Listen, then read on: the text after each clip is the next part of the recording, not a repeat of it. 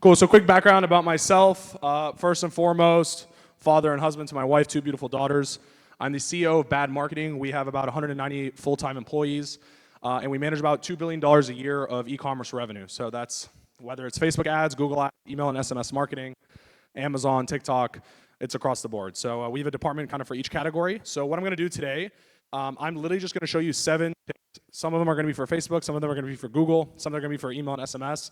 I just decided, like, if I was gonna be up here for 30 minutes for you guys, what are just 7 easy takeaways that all of you could go without hiring someone like myself and go implement in your business and actually make a bottom line impact, guaranteed. A lot of this comes from the audits that we do.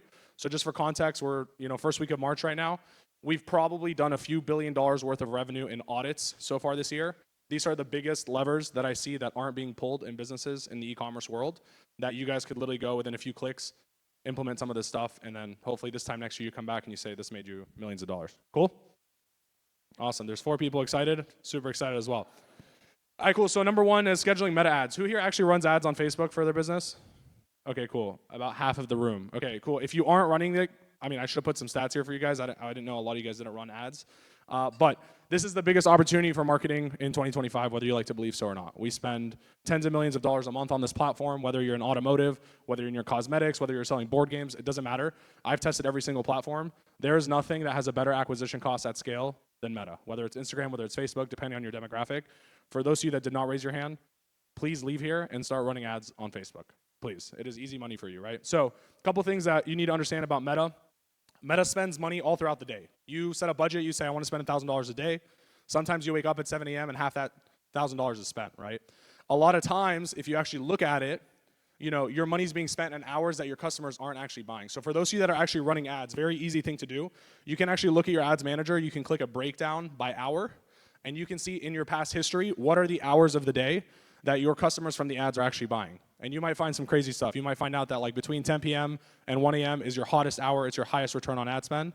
But between 1 a.m. and 8 a.m., for example, which I'll show you right now, is your worst return on ad spend. Yet, Meta still spends money during those hours because it is not biased towards certain hours. It just spends your money. You have $1,000 a day, its job is to spend it, right? And so you wanna be able to control that. And so you can actually drop spend during slow times, or you can just turn off spend during low times. So I'll show you an example. You can actually go set rules inside of Meta. It's really cool. So like for example, for this client does pretty significant numbers, about 30 million a year. We have their ads turning on at 8 a.m. every day, and then we have them all turning off at 1 a.m. every day. So they barely see any revenue between 1 a.m. and 8 a.m. every single day, but we don't care because that's our lowest return on ad spend for this client. In all the other hours of the day, the other remaining 17 hours that are remaining, that is where their highest return comes from. And so we inhibit Facebook and block it from doing so. It's very easy to figure out. You guys can do it in your own ads managers very easily if you just do some research. But I wanted to tell you this has immensely changed businesses. I'll give you an example of this one. We spent the same amount of money. All we did different was just inhibit 1 a.m. to 8 a.m. We had a 23% increase in top line revenue, about a 40% increase in bottom line profitability, because we were spending in hours that were more profitable. So not only were we making more sales, but we're making a bigger return on investment. So very, very easy lever for you to pull. The data's in front of you. All you have to do is just read it, pick the hours that are the lowest return, the lowest customer rate, remove those, and just focus on the other hours and spend the same amount of money. Number 2, seems to be a pretty big focus in this event, which I love to hear, is leveraging AI. So most of you, do you guys actually use influencers here, UGC content? Raise your hand. Anyone using any of these things? Raise them high just so I can see. Okay, about 10 people in the room. You guys are doing it right. Everyone else, you're doing it wrong. I hate to break it to you, but in 2025, customer trust is at an all-time low, okay? There's AI out there. Markets are crashing. People are scared about spending their money. They're scared who they're spending their money with, and is lower than ever, right? And so running your normal advertising that you usually run is not gonna be as effective as it used to be. People trust other people's opinions, just like the review software that was up here talking about it. People look at reviews, they trust other people's opinions, and so you wanna be able to leverage other people on camera promoting your product.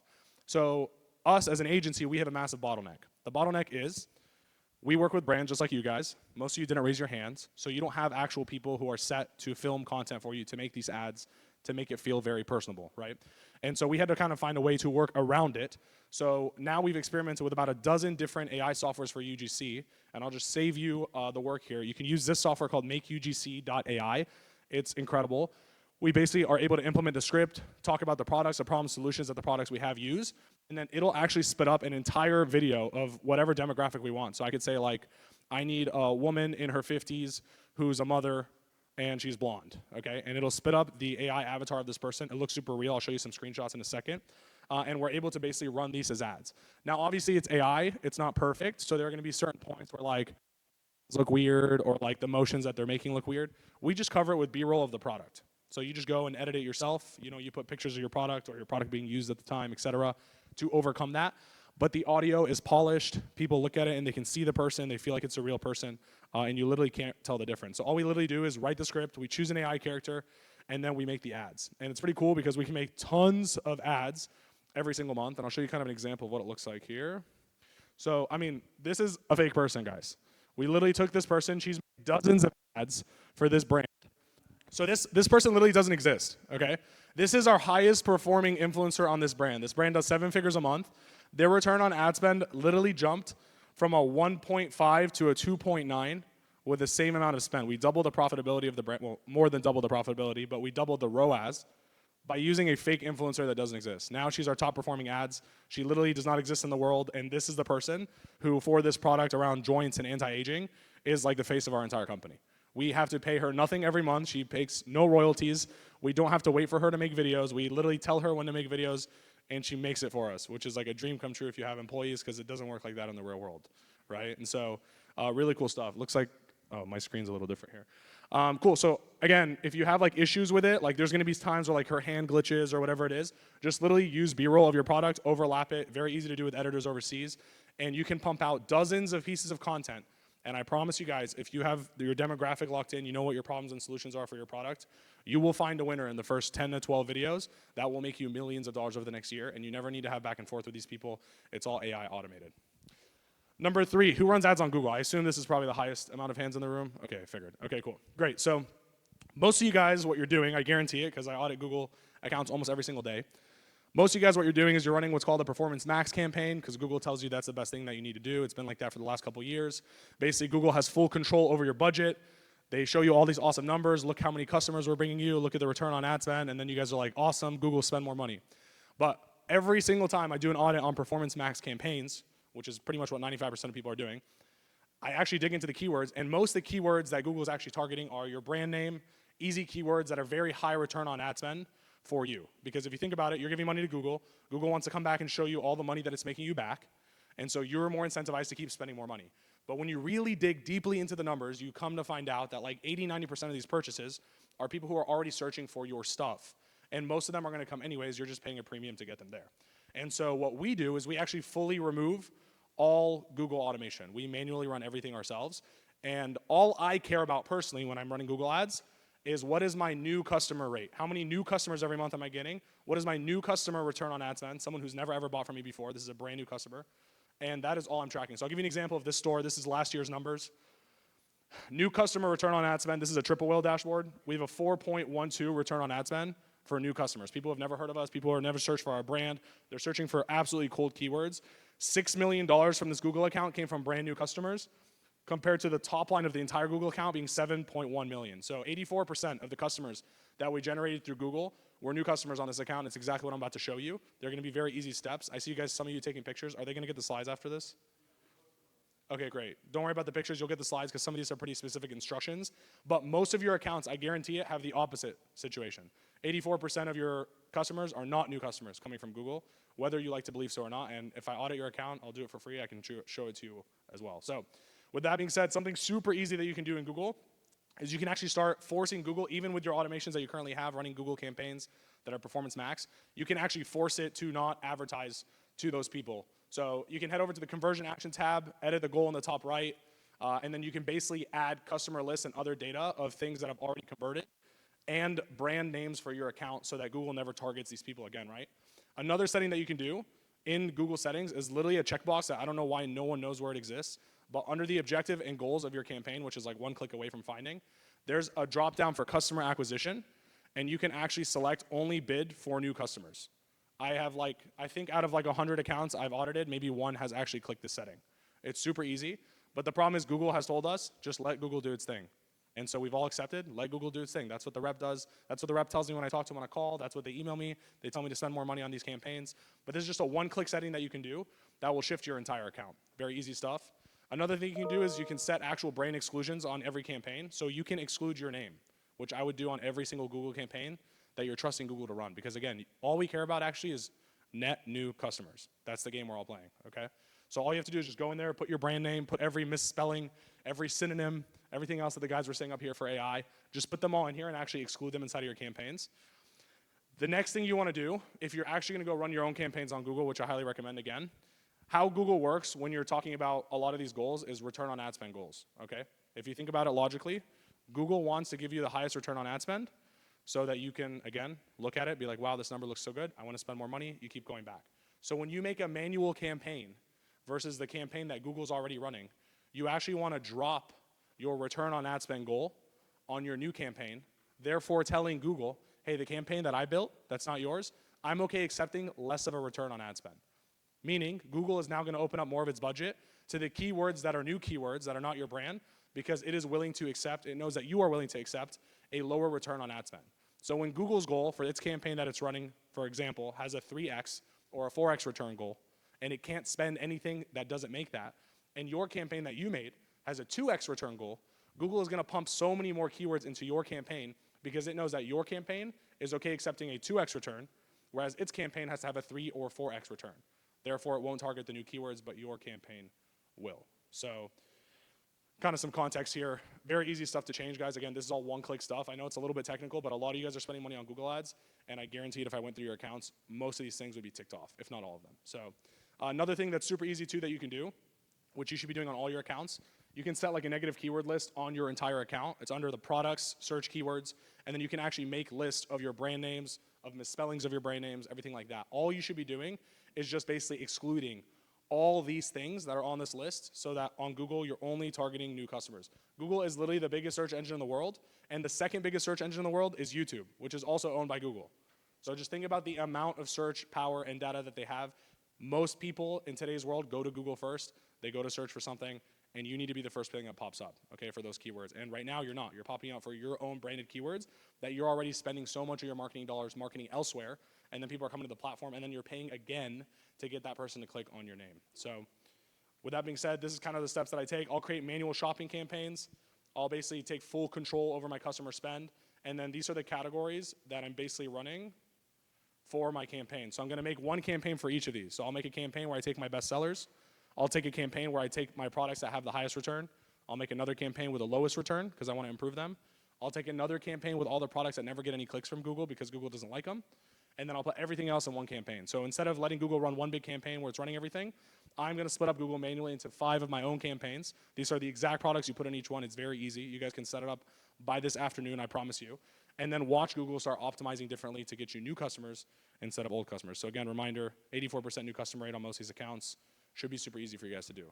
So number 4, and actually I think I want to say Cint in the back is actually a vendor that does this stuff too. But a lot of you guys are doing email and SMS campaigns. We've noticed, and we do a lot in email SMS, just to be clear. We've noticed that there are other platforms like push notifications that are less saturated than email and SMS, right? Black Friday comes around or whatever sale days you guys have, every single other person that anyone's ever bought from is also emailing this person. They have 200 emails in their inbox, everything's super crowded. But how many of these people are actually getting push notifications via an app? How many are getting push notifications via Google Chrome, which I don't even know if you guys know that's a thing. I've never gotten a push notification from Google Chrome. If someone sent me one, I would have to open it. It's the only one I've ever gotten, right? And so there is no congestion, there's no competition in these areas. And so we started essentially focusing on being able to get people have push notifications as opposed just to email and SMS. And so now we'll send a push notification, make tens of thousands of dollars off a push notification. They look like this. So this will be like from Chrome. You can see in the top left, this is a THCA brand. The reason we actually discovered this was kind of out of necessity. THCA was banned from SMS. We can't actually send text for THCA. To get creative, we ended up finding push notification settings. Now we're pushing everyone to push notifications. This makes us more money than most other SMS accounts. And again, it's because literally no one else is doing it. We're the only ones doing push notifications. Think about how much time you guys spend on Google Chrome or the internet as a whole a day, okay? No one has ever sent you a notification outside of your email inbox. If you get one of these, I guarantee you, you are opening it. just out of pure curiosity. Now imagine a regular consumer that doesn't own an e-commerce brand like you guys, that doesn't have the education that you have to know how all these things are working in the background. Imagine how many of them are clicking and interacting with it. It's insane. So easy ways to do it. Again, there's a lot of other options. I think they do it in the back too, just looking at their booth. But we use super casual, relatable language for our audience. Like, we want these to be easy. We want emojis to be involved. Like, this isn't like super hard salesy stuff because no one else is competing, right? The key here is, though, we always give them the actual CTA because the CTAs aren't as clear as they would be on like a text message. So we're always giving people like tap here, tap now, click now, whatever it is. And we're always doing curiosity invoking text. So we're not giving them the whole thing. We're giving them a piece. They're so curious about the piece that they click on it, and then they end up going down the funnel and shopping. So here's some app ideas. Push Owl is one of them. TapCart's another one. Again, there's a vendor in the back who does this as well, I believe. Use these notifications kind of in replacement of your SMS messages. And then here's kind of a context so you can see. Average click-through rate on these is 3%. So compare that to your email, which is 1. And some of these are generating some pretty good revenue. So each one of these notifications, this is a smaller brand, are generating like $1,500, $2,000, $3,300 per notification. And no one else is competing with you guys. They're not going to get annoyed like they are SMS. You could literally send these almost every day, every other day, and they're not going to get annoyed because it's not like you're sending them a text to your phone every single day and annoying them. Compare it more to emails than you would to text messages. Number 5, testing new perspectives. So this might be one of the biggest levers that you can pull that isn't technical, but a lot of you guys have been in your business for so long that you have accepted the way that you're selling your product is the best way to sell the product. You've become complacent. It's the reality. You've sold your product for 2-3 years, and at this point, okay, whatever. We sell this product, and people want it because of weight loss, or people want it for this other reason, or people want it to make their car louder, or whatever the case is.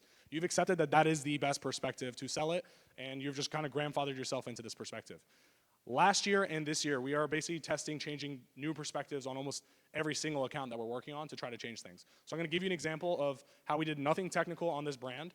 We literally took their email and SMS revenue from 3.8 million in 23 to 7.2 million in 2024. The brand did not increase equivalent size. So it's not like the brand just doubled and then we doubled our email and SMS. The brand grew by like 30% and we doubled the email and SMS revenue. And all we did was we basically changed the perspective. So I'll give you kind of an example of what that looks like here. This is a brand that has like dye-colored, shampoo, okay? It makes you kind of like lose your grays. You have more confidence, let's call it, whatever it is. Up till now, everything that they did was around almost lack of confidence, right? So they had this brand. They're like, okay, avoid your grays, stop looking bad, whatever. And they felt like this was the best angle because they've taken it for 5 years in their business. This is a multi-8-figure company. They obviously know what they're doing. Why would we ever change the angle? We've tested everything in the past. The angle didn't work. We actually changed it to the complete opposite. We change it to confidence. Hey, gain confidence, get better at dating, get better at business, get better at life. Empowering the guys that are actually on the list as opposed to focusing on the negative impact, which is the problem that we're all solving for. Instead, let's not focus on the problem, let's focus on the solution and what the outcome of the solution actually looks like. Just by reframing the brand as a whole, our results went crazy, right? And the cool thing that we did too, this is kind of some super in-depth stuff that I could probably show you guys outside of here because we don't have time. But you can see the segmentation on these email campaigns. Look how layered we're getting in regards to the lists. If you look at that third to bottom one, there's probably like 25 different segments / segment exclusions in here that we're putting in order to refine to be able to talk to the exact right person inside of our list. A lot of you guys are just broadcasting to a lot of people as a whole, but you're not focusing on specific segments. And so over time, you're burning your list over and over again. So a couple cool bonus email examples since we're on the topic of emails. We do like tip of the week, affirmation emails, etc. every single week. If you guys aren't doing stuff like this in your industries, I promise you it's like one of the highest grossing email campaigns that you can do. There's no friction with the consumers. You won't get a lot of unsubscribe rates. It's like a weekly informational email in your industry. So if you're, I saw a lot of people in automotive industry, give them a weekly market update, give them a weekly update on certain things that you guys are doing, certain products that you guys are selling, what the market looks like. Do not sell them anything, and I promise you the value that you provide will actually generate you significant amount of revenue, sometimes more than the promotional emails that you have. And then another cool bonus example for like a creative ways that we use SMS campaigns. So this is Jalen Hurts, who's the quarterback of the Eagles. They just had the Super Bowl. Yeah, I got an Eagles fan? Yeah, okay. You guys just lost your whole defense yesterday, by the way. I don't know if you saw, but best of luck next year. So this is actually a female brand, and we had the Super Bowl. And we're like, okay, how do we spin a female, women's brand into the Super Bowl. So you can see here the name is Brown Sugar Babe. We're not picking sides, but just a reminder, Jalen Hurts looks like this under the helmet, smelled just as irresistible this Valentine's Day. This was best performing emails of all time. Most people would think, oh, we sell a female, cosmetic brand, let's call it. Why would we ever send out a text message for the Super Bowl? But how did we just flip the frame to be about the hot guy under the helmet who's throwing the ball? Because we're targeting women. This was the highest click-through rate we've ever had on an email, and an absolutely smash. So just kind of giving you an idea to change your perspective. Sometimes the easy answer in front of you is not actually the best answer. Sometimes being able to think outside the box of how can I correlate real-life engaging events with the things that are happening inside of my business and my customer base. Because at the end of the day, your customer lives in the real world. They don't just live in whatever products you guys are selling. So they're watching the Super Bowl. They're watching Donald Trump get elected. They're watching all these things happening on the news. They're living a normal life. How can I associate the normal life with the products that I have? Even if it's just to start a conversation, I promise you it will go a long way. Number 6 is OpenSend. It was actually one of the products that was on the integration list earlier. We use OpenSend. Basically what they do, every time we send traffic, let me just give you some rough numbers here. We send traffic to the website. About, let's say, 3% of your visitors convert to actual purchases. Maybe another 6% that actually give you their email or SMS contact info at some point. So there's about 90+% of people that we have no data on. We use OpenSend to basically filter those people. And we can take the 90% of people that never gave us their information, and then I can put like quantifiable filters like how much time they spent on a page, how many products they viewed, etc. And I can say if they've done these parameters, pull their email info anyway. So I can get their name, I can get their email info, I can get their shipping address, I can literally get so many different data points, and then I can send them to things like SendLane or Klaviyo on the back end like the guys were just talking about, and insert them into an email sequence even though they never gave me their information. Now you're like, who would be happy receiving those emails? If you look at the bottom left, 54% of people who get those emails open them, 4% of the people actually email to go back and make a transaction. So this is an account screenshot from one of our clients the last month. This isn't their total store revenue. This is just OpenSend revenue for context. They made $1.5+ million on OpenSend. They generate about 124,000 new emails on their list. You can imagine the value of those emails over time. And it only costs us, because we pay per email to OpenSend, it only costs us about $14,000, $15,000 on this account specifically. We made about a 1.5 million return, plus added another 124,000 emails. So the key here is you guys are spending all this money on advertising, you're spending this money on marketing, getting website visitors, et cetera, and you're not capitalizing on 90% of them. They're just getting lost into the wind, and they'll never come back, or you have to spend money on retargeting ads to get back to them. This is a 2-week trial for OpenSend. If you guys want to try it out, you don't have to pay anything. Scan it, install it on your site in like 2 seconds, and then you can basically track literally the emails that come from OpenSend specifically to your business, and you can track the ROI through SendLane, Klaviyo, all these other email ESPs that you guys are using. Number 7, my last point. How many of you guys actually sell on Amazon? Can you raise your hand? Oh, okay, 20%. All right, this is just for context of the results organically of Amazon. This is an account that we recently took over. Just for context, you can see the numbers below. A lot of people, one, complain about profitability on Amazon. Oh my gosh, they take all these fees, blah, blah, blah, blah. I've convinced that all the rich Amazon people have created this myth in the world so that none of us get on Amazon and we think it's so expensive they take all our money in fees. But if you look at it, October, 1 million top line, 5.4, 540K bottom line, 500 bottom line. November, this is net profit. December, 440. We took over, 1 million in January, 1.2 million. You're looking at more than a 50% margin in a lot of these cases, okay? So scratch whatever myths you guys have about Amazon. I'm gonna give you some stats here that should hopefully open your eyes to go open on Amazon as well. Amazon dominates the American consumer journey. 74% of US consumers start their product search on Amazon. Like, let that resonate for a second. 3 out of every 4 people that go to shop for a product go on Amazon before they go on Google, okay? Think about the purchasing power. No one is going on Amazon to look at pictures. They're all going on Amazon to check out. It is very straightforward, right? Probably 9 out of 10 of these guys are actually transacting on the platform after they go on there. This is a massive, massive thing for you guys. Consumers trust Amazon. Like I told you, trust is an all-time low. If they get an ad somewhere else, they're kind of sketched. Can I return this product? Is this all these things? Transactions on Amazon happen fast, very quickly, right? Amazon's frequently bought together also is an easy way to be able to get into your consumers' brands, right? Or your competitors' brands. So if someone's shopping for your competitor, you'll see a frequently bought together. You can actually run ads on their listing as well and be able to compete directly with someone who's already about to check out on your competitor's page. Imagine on Miva that you go to another Miva site and at checkout be like, hey, you should buy this product instead. That's literally what you get to do on Amazon. It's pretty cool. Other people who are reselling your product are probably reselling it on Amazon. Number two, your competitors are probably getting all your traffic on Amazon if you're not selling, whether you like to believe so or not. I'm sure if you went to Amazon, you ran a report of your brand keywords, a lot of people would be actually selling on Amazon, bidding on your name because you don't exist on Amazon. They're just taking all that traffic, funneling it to their products. And some of these guys have 7 and 8 figure businesses off your backs, whether you like to think so or not. Another thing Amazon does really well is it protects you, right? You have a brand registry, you have A+ content, you can do trademarks, so you can stop other people from actually getting into your space if you have patents, trademarks, etc. Big thing that people think is Amazon destroys your direct-to-consumer growth to sites like Miva. It's not true. You guys have to understand. If you know anyone like my wife, she only shops on Amazon. Like, she refuses to shop elsewhere. It doesn't matter. If the product doesn't exist, she will go and she will just go to Amazon and find another pair of leggings that looks close to the one that she saw on Instagram. Amazon shoppers are Amazon shoppers. A lot of them don't even move off platform. And so you're actually not cannibalizing as much as you think. You're actually opening up a new source of revenue and a new channel for your business. So another cool thing that you can do if you are running ads, you can actually run ads directly to Amazon. They'll give you 10% cash back so that they're rewarding you for spending that ad money on Amazon. Pretty high conversion rates as a whole. And then last thing here, it's easier and more profitable than ever. And Amazon has subscribe and save, a lot of really cool features. And the cost per click and the intent of purchase is so high on Amazon. Guys, some of these keywords that aren't even branded keywords, like I'll give you an example. We run the brand that's #1 in men's accessories, men's wallets, etc. on Amazon. If someone searches for men's wallet and clicks on our listing, 65% of the time they check out. Like, think about that number. 65% of the time they click on our listing off that keyword, they check out. There's nowhere else on the internet that I'm going to be able to have that high of checkout rates, right? So if you need some more reasons, here's a bunch of other reasons that are super unnecessary, just trying to drive the point home for you guys. If you're not on Amazon, get on Amazon. You don't need to hire anyone to do it. You can figure it out yourself.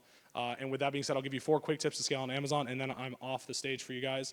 Number 1, stand out of the crowd. You can do really cool things that are super easy. Every one of you guys can do these. You can literally just put buttons on the pictures, 2 times the size, as seen on TikTok, as seen on Instagram, whatever it is, get people to buy. Another thing you can do on Amazon is slash through pricing. I'm sure you guys have all fallen for this. You can literally do discounts on Amazon just like you can do on Miva. Super easy. You can literally just put your base price, put a sale price, and you know you're always going to sell it for $10, but you make it look like it's a 23% discount, 50% discount compared to your competitors. Very easy leverage for you guys. There's a lot of really cheap cost per clicks on Amazon. You can see the cost per clicks column in the middle. $1.74, $1.27, 83 cents, $1.14. These are very cheap keywords that end up resulting in purchases on Amazon. Again, these aren't people that you have to click from Google to your website to then figure out if they're going to purchase. They're already on Amazon. They already want to make a purchase, and you're paying less than $1 to get that person to your listing. So very easy. And then just like on Miva, Amazon allows you to be able to track things like LTV.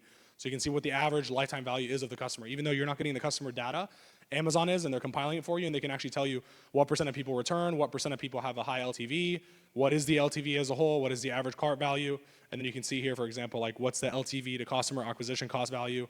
In this case, for this client, it's 6.3x. So if we spend $100 to get a customer, they're going to spend about $630 on Amazon with us over time on this account. So